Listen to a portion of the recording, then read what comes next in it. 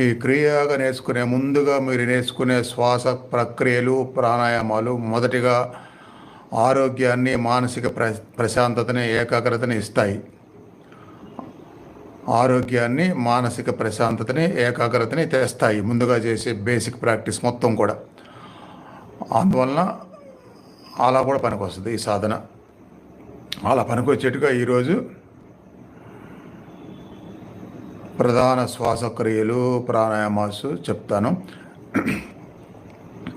ఎంతోమంది అనుకునేది ఏంటంటే ప్రాణాయామాలు మాకు తెలుసు అని ఒకటి అనుకుంటారు. రెండోది, తెలిసిన ప్రాణాయామాలే కదా, మళ్ళీ ఏమి నేర్చుకుంటాము, మళ్ళీ దానికోసం టైం కేటాయిస్తామంటారు. కానీ మెలకువలు ఉంటాయి. క్రియాయోగ సాధనకి అనుకూలంగా చేసే మెలకువలు ఉంటాయి. ఆ మెలకువలు యాడ్ చేసుకొని మళ్ళీ మీరు చేస్తే అప్పుడు క్రియాయోగాలో